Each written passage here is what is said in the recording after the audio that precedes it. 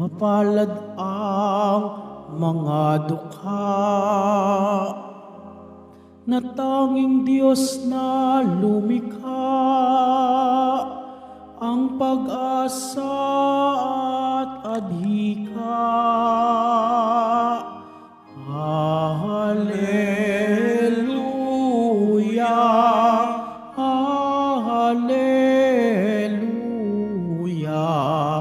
Hallelujah, Hallelujah.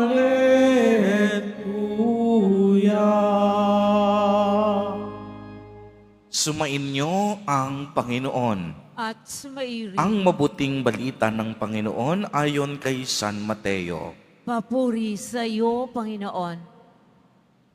Noong panahong iyon, may isang lalaking lumapit kay Jesus at nagtanong, "Guro, ano pong kabutihan ang kailangan kong gawin upang magkamit ng buhay na walang hanggan?" Sumagot si Jesus, "Bakit mo ako tinatanong kung ano ang mabuti? Iisa lamang ang mabuti. Kung ibig mong magkamit ng buhay, sundin mo ang mga utos." "Alin-alin po?" tanong niya. Sumagot si Jesus, "Huwag kang papatay, huwag kang mangangalunya, huwag kang magnanakaw, huwag kang magsisinungaling sa iyong pagsaksi. Igalang mo ang iyong ama at ina, at ibigin mo ang iyong kapwa gaya ng pag-ibig mo sa iyong sarili." Sinabi ng binata, "Tinutupad ko na pong lahat iyan. Ano pa po ang dapat kong gawin?" "Kung ibig mong maging ganap, humayo ka, ipagbili mo ang iyong ari-arian at ipamahagi sa mga dukha ang pinagbilhan. Kapag ginawa mo iyan, magkakaroon ka ng kayamanan sa langit. Pagkatapos, bumalik ka at sumunod sa akin." Sagot ni Jesus. Pagkarinig nito, malungkot na umalis ang binata, sapagkat siya ay napakayaman. Ang mabuting balita ng Panginoon. Pinupuri ka namin, Panginoong Hesukristo. Magsiupo ang lahat. Magandang umaga po sa inyong lahat, mga kapatid kay Kristo. Sa lahat po ng ating mga taga-subaybay sa iba't ibang online platforms at sa lahat ng ating mga kadiboto sa iba't ibang panig ng Pilipinas at maging sa buong mundo kung saan tayo ay naaabot ngayon ng ating live streaming. Mapayapang umaga din po sa inyong lahat.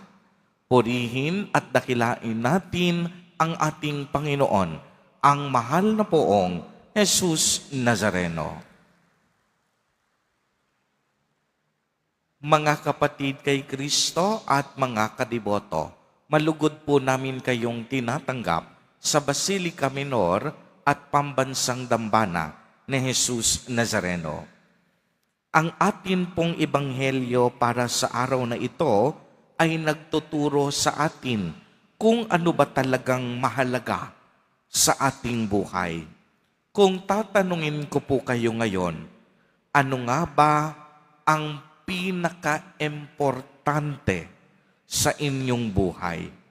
Ano ba ang nagbibigay ng kahulugan at katuturan sa inyong buhay? Ito po ang katanungan na susubukan nating sagutin habang pinagninilayan natin ang ating ebanghelyo sa araw na ito.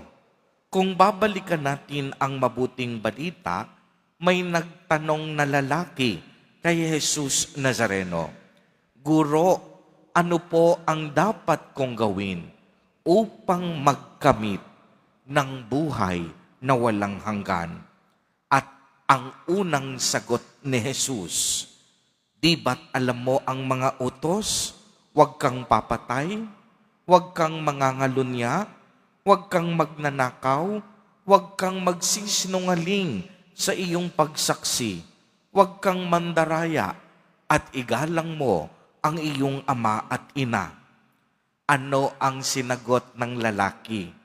Sinabi niya, ang lahat ng iyan po ay aking tinutupad na mula ng aking pagkabata. Subalit, pagmasdan ninyong mabuti, lubhang magaling si Jesus. At alam ni Jesus kung ano ang kakulangan sa lalaking ito. Kaya't kanyang sinabi, isang bagay pa ang kulang sa iyo at dapat mong gawin. Humayo ka, ipagbili mo ang iyong ari-arian at ipamagay sa mga dukha ang pinagbilhan at magkakaroon ka ng kayamanan sa langit o buhay na walang hanggan. Pagkatapos marinig ng binata, siya po ay namanglaw at nalungkot. Bakit? Sapagkat napakayaman niya.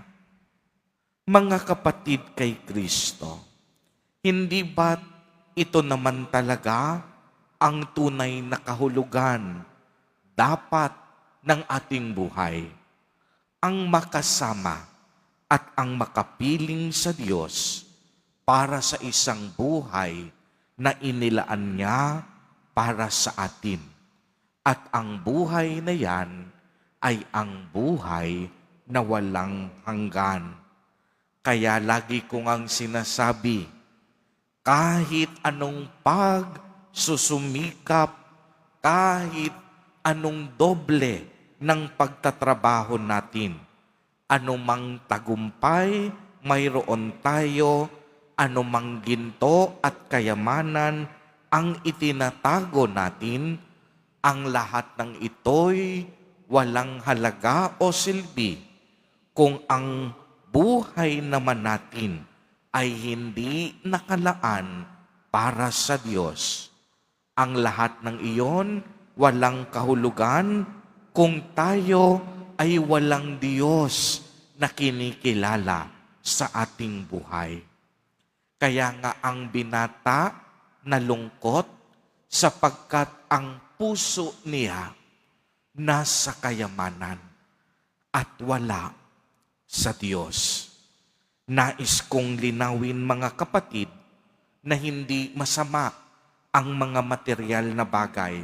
Sa katunayan, ang mga ito ay kailangan natin upang mabuhay tulad ng pagkain, bahay, sasakyan, kagamitan. Malaking maitutulong nito sa ating pang-araw-araw na buhay. Ngunit, mas nagiging makabuluhan ang mga ito kung lagi tayong nagpapasalamat at nakikita natin at nakikilala natin na ang Diyos ang bukal ng ating pagpapala. Kaya nga, kung tayo'y kumakain, tayo ay nananalangin. Sa loob ng ating bahay, tayo ay nagdarasal. Kung tayo'y nasa loob ng sasakyan, bago tayo umalis at pagdating sa paroroonan, tayo ay nagdadasal. Kahit ang ibang mga gamit natin, ipinagdarasal natin na maging mabuti at magkaroon ng magandang resulta kapag ating gagamitin. Ibig sabihin, ang lahat ng bagay nakasalalay sa Diyos. Kaya nararapat kilalanin natin ang Diyos sa ating buhay na siyang pinakamahalaga at pinagmumulan ng mabubuting bagay. Kaya nga ang sinabi ni Jesus, ipagbili mo ang iyong kayamanan, hindi dahil nais ni Jesus na maubusan ang mayaman, kung hindi dahil ang mga kayamanang ito ang itinuturing na niyang Diyos. Kapag ang mga kayamanan ay ang nagsisilbing Diyos natin, dito tayo nagkakaproblema. Kung ang kayamanan natin labis-labis na at tinuturuan na tayong maging ganid at sakim, dito tayo ay magkakaproblema. Kaya nga kung ang ating mga kayamanan sa mundo ay labis-labis na at dinadala na tayo sa pagiging makasarili, inaanyayahan tayong ibahagi ang mga ito sa mga mahihirap at mga masigit na nangangailangan. Dito, mararamdaman natin ang tunay na kahulugan ng buhay. At ang tunay na kahulugan ng buhay ay pagbabahagi, pagbibigay. Hindi po ba ninyo napapansin? Hindi po ba't iba ang pakiramdam sa tuwing tayo'y nagbabahagi at may natutulungan? Iba ang pakiramdam kapag bumibili ng gamit. Pero mas masaya ang pakiramdam kapag ikaw ay may natulungan, kapag ikaw ay may napakain na nagugutom, kapag ikaw ay may nabigyan na tubig sa mga taong nauuhaw. Ibang-iba ang pakiramdam ng taong tumutulong at nagbabahagi sa kapwa. Dahil ang pagbibigay ay ang tunay na kahulugan ng ating buhay. Mga kapatid kay Kristo at mga kadiboto, sa araw na ito, inaanyayahan tayo ni Jesus na kilalanin siya bilang bukal ng pagpapala at ang pinakamahalaga na pwede nating makamit at maranasan sa buhay. Patuloy tayong inaanyayahan na tumulong at magbigay. Sa pamamagitan nito, nagkakaroon ng kahulugan ang ating buhay. Amen. Purihin at dakilain natin ang ating Panginoon, ang mahal na poong Jesus Nazareno.